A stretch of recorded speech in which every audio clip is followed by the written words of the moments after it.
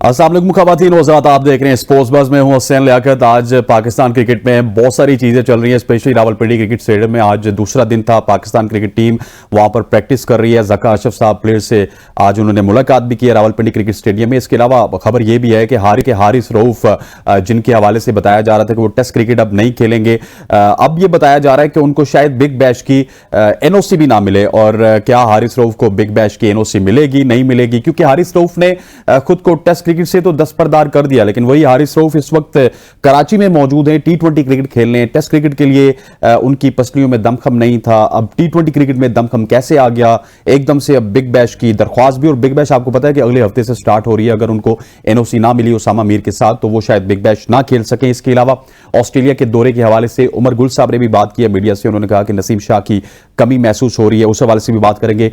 और हम बात करेंगे भारतीय टीम के हवाले से, जिन्होंने वर्ल्ड कप का आई थिंक थोड़ा बहुत गम जरूर दूर किया है। ऑस्ट्रेलिया को पहले T20 में शिकस्त दी। लेकिन सबसे पहले बात करेंगे इमाम उल हक की शादी की। इमाम उल हक और फ़हीम अशरफ की शादी इस वक्त मसरूफियात उनकी जारी हैं। फ़हीम अशरफ फूल नगर में, इमाम उल हक लाहौर में।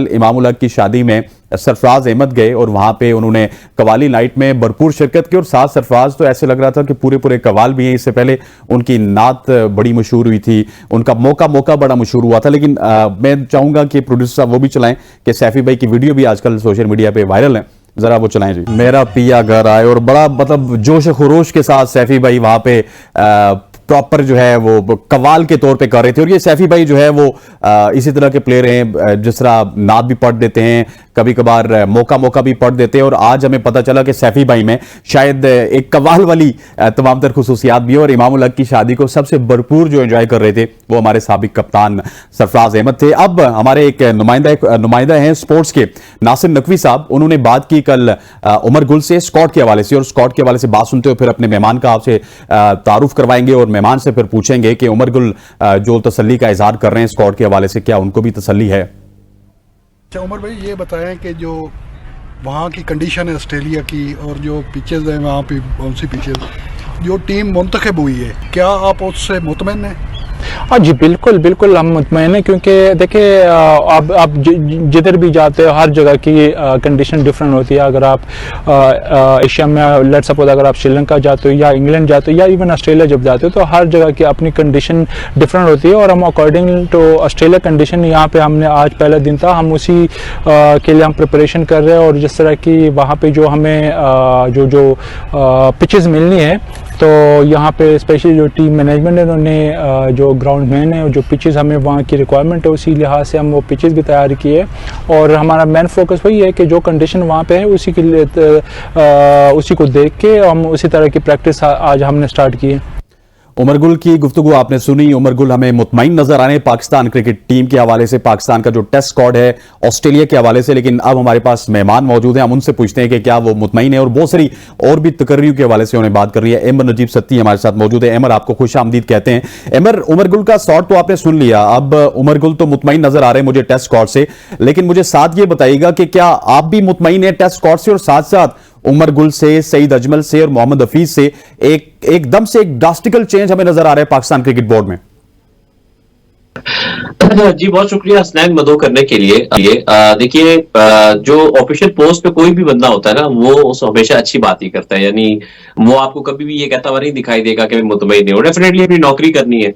तो अगर आप एक न्यूट्रल आदमी के पर्सपेक्टिव से चीजों को देखेंगे, तो हमारी टीम जो है वो ऑस्ट्रेलिया में जा रही है, कमजोर टीम है काफी। खासतौर पे मैं बॉलिंग की बात करूंगा कि बॉलिंग में बहुत कमजोरी है। नसीम शाह जो हमारे सबसे अच्छे बॉलर थे वो इंजर्ड, आपको पता है अवेलेबल नहीं है। फिर शाहीन अफरीदी की पेस गिरी हुई है। हसन अली जो है वो बहुत हल्की पेस से बॉल करते हैं। जो नए आप T20 या वनडे वाले बॉलर आप टेस्ट में सिलेक्ट कर लेते हैं, जैसे आप वसीम जूनियर को लेकर गए, तो ऐसे जो फैसले होते हैं वो मैं तो बिल्कुल भी सेटिस्फाइड नहीं हूँ। ये तो बस किसी तरह से भी दुरुस्त फैसला नहीं। और फिर आप जिस तरह हारिस रऊफ वाला एक मामला बना हुआ है, तो मेरा ख्याल ये है कि ऑफिशियल तो डेफिनेटली वो इनको एक डिसिप्लिन के अंडर आते हैं, उन्होंने तो एक अच्छी बात ही, पॉजिटिव बात ही करनी है। लेकिन मैं कोई खास मुतमईन नहीं हूँ इस वक्त पाकिस्तान की टीम का जो स्क्वाड सिलेक्ट हुआ है। खासतौर पर फास्ट बॉलिंग में जो आपके डोमेस्टिक के परफॉर्मर थे, जिसमें आप काशिफ अली की बात कर सकते हैं। ठीक है, उनको नेट पे बुलाया हुआ लेकिन सिलेक्ट नहीं किया। तो वसीम जूनियर इस तरह के नामों के बजाय अगर वो होते तो ज्यादा बेहतर होता।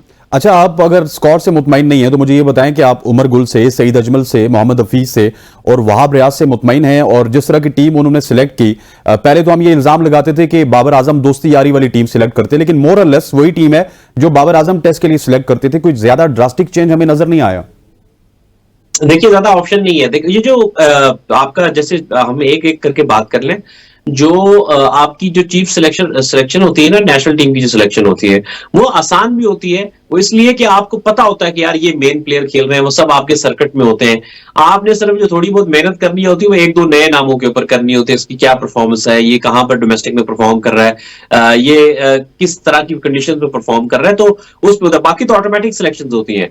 तो ये जो सिलेक्शन होती है ये आसान होती है। तो वहाब रियाज वैसे एक डिसेंट आदमी है, अच्छे आदमी है।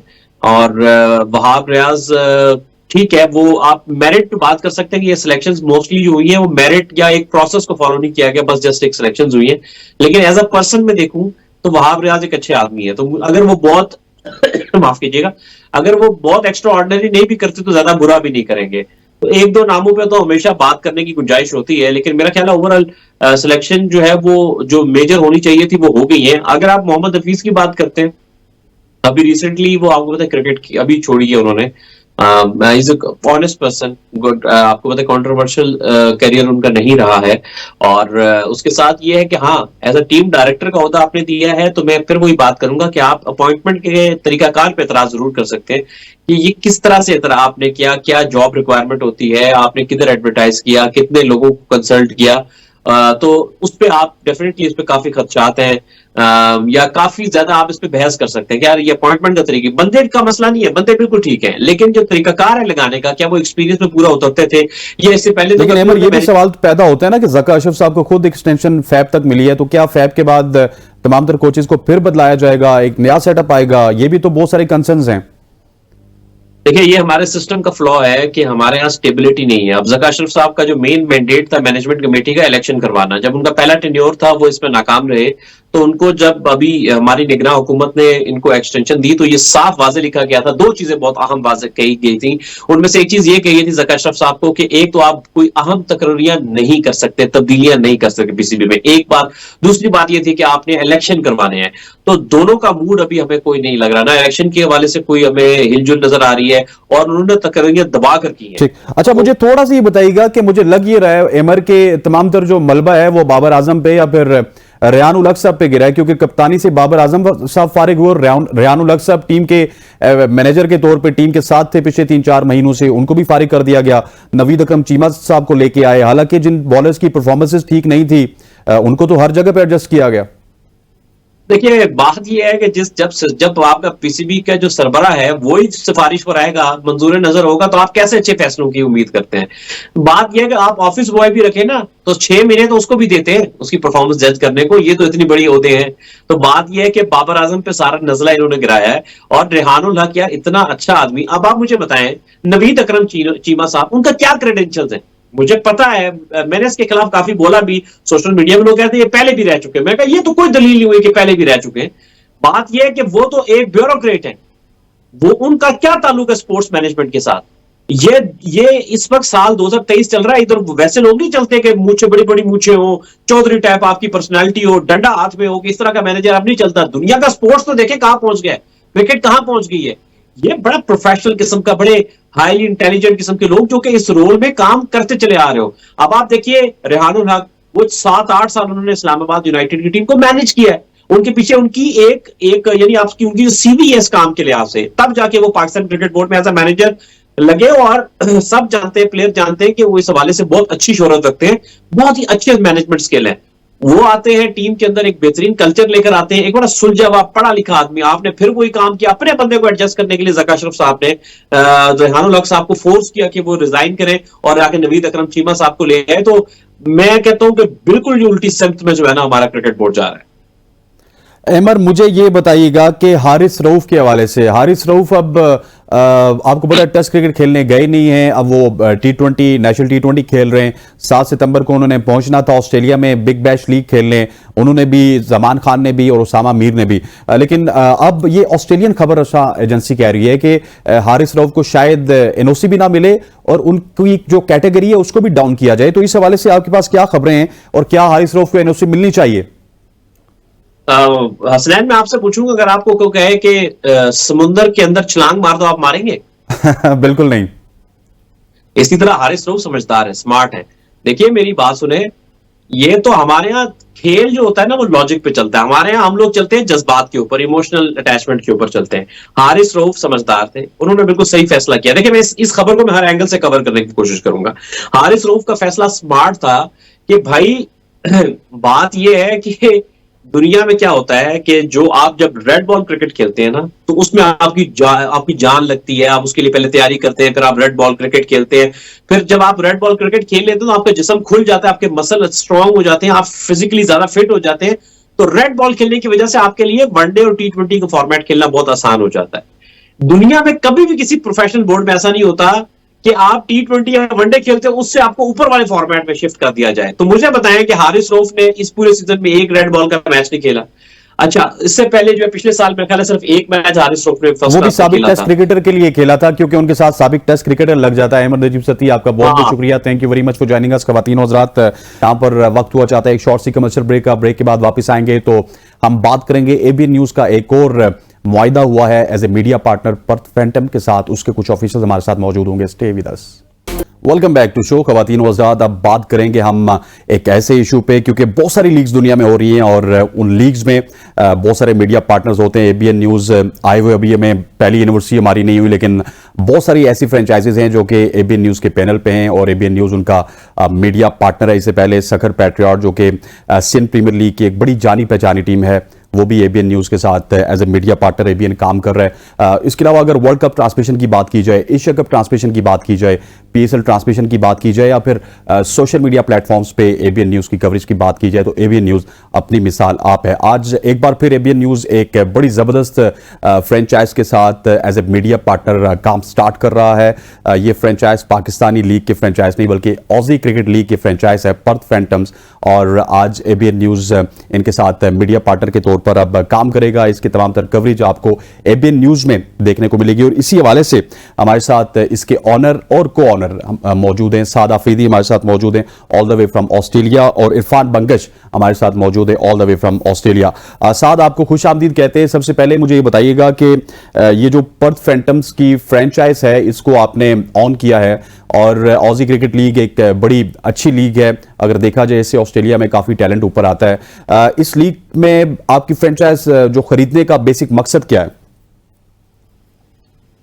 जी अस्सलाम वालेकुम। सबसे पहले तो मैं ABN न्यूज़ का शुक्रिया अदा करूंगा कि उन्होंने हमारे साथ मीडिया पार्टनरशिप की, और हमारे लिए एक ये बहुत बड़ा स्टेप था कि पाकिस्तान में हमारे साथ एक मीडिया ग्रुप ज्वाइन हो गया। इसका बेसिक मकसद जो हमारा है वो ये है कि जैसे all around the world franchise leagues होती है, लड़के आते हैं ऑल अराउंड द वर्ल्ड, खेलते हैं दूसरी कंट्रीज में, तो हमारा मेन मोटिव ये है कि जिस तरह हम वेस्टर्न ऑस्ट्रेलियन बेस्ड है, एक तो यहाँ पे वेस्टर्न ऑस्ट्रेलिया का जो लोकल टैलेंट है, प्लस इसके साथ जैसे इंटरनेशनल स्टूडेंट्स बहुत ज्यादा आते हैं इंडिया, पाकिस्तान, श्रीलंका से, उनको हम एक पाथवे, एक अपॉर्चुनिटी प्रोवाइड करें। मे बी उनमें से भी कोई स्टार निकल सकता है फ्यूचर के लिए।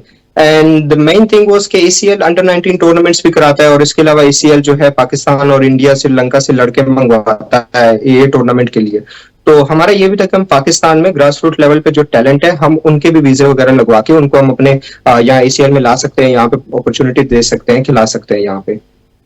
ठीक, इरफान आपकी तरफ आऊंगा। मैंने देखा है कि ऑजी क्रिकेट लीग में बहुत सारे स्टार पाकिस्तानी भी इससे पहले शिरकत कर चुके हैं, लेकिन जब आपकी टीम देखते हैं तो उसमें हमें इमरुल कैस नजर आते हैं, साउथ अफ्रीकन प्लेयर्स नजर आते हैं, लेकिन इस दफा कोई पाकिस्तानी स्टार आपकी टीम में मौजूद नहीं है। इसकी क्या वजह है? जी ऑनेस्टली हम तो जो है ना from all around the world players recruit कर रहे हैं, काउंटी से भी प्लेयर्स बुला रहे थे, और ये है कि पाकिस्तानियों का इस दफा अनफॉर्चुनेटली थोड़ा सा ACL की वजह से थोड़ा सा इशू बन गया था, but I think for the next upcoming ACL tournament that's gonna be covered, and hopefully we gonna have a few more talented players from Pakistan. ठीक, और इन फ्यूचर क्या प्लान्स हैं? पाकिस्तान के कितने प्लेयर्स आप ओवरसीज में खिला सकते हैं, और पाकिस्तान के जो न्यू टैलेंट है उसके हवाले से आपकी क्या प्लान्स हैं? अभी इंशाल्लाह ACL की कुछ जो है ना कोचिंग स्टाफ है जो पाकिस्तान जा रही है for under 19 trials and stuff, तो हम जो है ना कुछ प्लेयर्स अंडर 19 के जो वेल टैलेंटेड है जिनके पास अनफॉर्चुनेटली वहाँ पे ज्यादा अपॉर्चुनिटी नहीं मिल रही, हम कोशिश कर रहे हैं कि उनको इस सॉर्ट ऑफ प्लेटफॉर्म के थ्रू पाकिस्तान से लेके आए और यहाँ पे डिफरेंट अदर फ्रेंचाइजेज या फिर जो है ना लोकल जो क्लब्स वगैरह है उनके साथ उनको खिलाएं ताकि उनको इंटरनेशनल क्रिकेट का एक्सपीरियंस मिले, स्पेशली वो भी ऑस्ट्रेलियन जैसी कंट्री का, and I think that's gonna be very good for their future. अच्छा साद, आपकी तरफ आऊंगा, ये बताएं कि जैसा ट्रायल का जिक्र किया इरफान बंगश ने, तो बहुत सारे लोग अभी आपको देख रहे होंगे, स्पेशली पाकिस्तान के जो इमर्जिंग प्लेयर्स हैं वो आपको देख रहे होंगे। आपके जो ट्रायल्स हैं ये पाकिस्तान की किन किन सिटीज में आप करवाएंगे, और किस तरह उसमें अप्लाई किया जाएगा? कोई ऑनलाइन सिस्टम होगा या फिर आप तक एक्सेस करने का क्या तरीका होगा एक इमर्जिंग प्लेयर का? वेल बेसिकली ऐसे कि ACL अंडर 19 टूर्नामेंट होता है, तो मेरी आज ही ऑनर से बात हुई थी ACL की, उन्होंने मुझे डेट दिया था कि 22 फरवरी वो लोग जाएंगे रावलपिंडी में, उन्होंने ट्रायल्स का इनेकाद किया हुआ है, और फिर डेट्स हम आपके तवस्सुल से आपके चैनल के थ्रू हम वो आउट कर देंगे, ट्रायल का टाइम डेट वगैरह हम बता देंगे। इसमें ये होता है कि ACL जो है वो अंडर 19 जो है वो as a country based tournament run करती है, जैसे पाकिस्तान, बांग्लादेश, ऑस्ट्रेलिया और इस तरह की। तो पाकिस्तान, इंडिया फिर वहां पे ये जाते हैं, टैलेंटेड लड़के पिक करते हैं अंडर 19 के, उनको यहाँ लाते हैं और ये ACL अंडर 19 का टूर्नामेंट खिलाते हैं वो वाले। तो ये उस दायरे में आते हैं, ये एक प्राइवेट लीग है, वो वहां पे जाते हैं, लड़के पिक करते हैं और यहाँ पे लाते हैं। तो मोस्ट प्रोबेबली 18 गाइस जो कि वो लोग पिक करेंगे। रावलपिंडी का उनका प्लान है 22 फरवरी। रावलपिंडी का प्लान है। अच्छा इरफान, ये बताएं कि जो स्टार क्रिकेटर्स होते हैं, जिस तरह इमरुल कैस आपकी टीम में आ रहे हैं, इसी तरह आसिफ अली ने भी काफी दफा ये लीग खेली, कामरान अकमल ने खेली, तो इनसे यंगस्टर्स को कितना ज्यादा फायदा होता है? और ऑस्ट्रेलिया में ये जो ऑसी क्रिकेट लीग है इसको कितना ज्यादा रिकग्नाइज किया जाता है? इससे कोई रॉ मटेरियल ऊपर आता है जो कि ऑस्ट्रेलियन टीम की नुमाइंदगी करता है? ऑफ कोर्स जैसे मतलब इमरुल कैस जैसे स्टार्स अगर इस तरह की लीग में खेल रहे हैं, Mohammad Amir, Kamran Akmal, and we have some young talented players in our team जो कि इनके साथ इंटरेक्ट करते हैं टाइम टू टाइम, जो इनकी जो है ना सरपरस्ती में आके हमारे साथ कुछ मैचेस खेलते हैं। So it's a very very big benefit for the young players. और ये है कि जो यंग प्लेयर्स हैं ऑफ कोर्स उनको जो है ना इनकी इंटरेक्शन की इनके साथ इंटरेक्शन की वजह से ना जो है ना विद इन इस करंट टूर्नामेंट में वो मिलता है, एक्सपोजर मिलता है, एक्सपीरियंस मिलता है, बट ये उनके फ्यूचर के लिए भी बहुत अच्छा है। अच्छा, एक यंग प्लेयर अगर लेट्स सपोज आपने पिक कर लिया रॉ मटेरियल के तहत, उसको अगर आप ऑजी क्रिकेट लीग में ले गए, उसे पाकिस्तान की जानिब से क्रिकेट नहीं खेली, तो फिर कुछ ऐसे भी मौके उनको मिल सकते हैं ऑस्ट्रेलियन क्रिकेट में या फिर ऑस्ट्रेलियन लीग्स में कि वहां पे अपने फ्यूचर को आगे बढ़ा सकते हैं? जी ऑफ कोर्स ये जो अभी टीम जा रही है for the trials on the 22 Feb, जैसे साहब ने बताया, this is for those kind of sort of players जो कि टैलेंटेड है लेकिन अनफॉर्चुनेटली उनको वहां पे चांस नहीं मिलता। वो अपने आप को अगर शो करे इन कोचेस के सामने कि yes they can play much better cricket than there जहां पे उनको अपॉर्चुनिटी नहीं मिलती, तो वो वहां से आके यहाँ पे अपने आप को शोकेस करते हैं और फिर यहाँ पे हम उन क्लब्स वगैरह के साथ एंगेज हैं जो उनको फिर रेगुलरली बुलाएंगे, रेगुलरली पिक करेंगे, एंड होपफुली जैसे जो है ना उनको हारिस रऊफ को चांस मिला जो लाहौर कलंदर की तरफ से आए थे। उन्होंने इंटरनेशनल क्रिकेट ज्यादा नहीं खेली थी बल्कि ना ही खेली थी एक तरह से, लेकिन चूंकि वो फ्रेंचाइज की तरफ से आए थे, वो एक टैलेंटेड प्लेयर थे, तो उनको यहाँ पे बिग बैश में मौका मिला और उस बेस पे वो पाकिस्तान की इंटरनेशनल टीम में चले गए। So we gonna have the same platform for those guys कि उनको वहां पे ज्यादा मौका नहीं मिलता and hopefully they do something well for their country. ठीक है साद, अगर आपकी बात की जाए तो आप उम्र से काफी छोटे लगते हैं और ऑस्ट्रेलिया में मुझे लगता है कि आपको कोई ज्यादा अभी टाइम इतना गुजरा नहीं है वहां पे, तो ये क्या चीज है कि जो आपको फ्रेंचाइज क्रिकेट की जानिब लेके आई? और यकीनी तौर पे ऑजी क्रिकेट लीग में अगर आप फ्रेंचाइज ले रहे हैं तो कल आपकी नजर BBL में भी होगी, लेकिन इसके बैक एंड पे थोड़ा सा स्टोरी तो हमें सुना दें।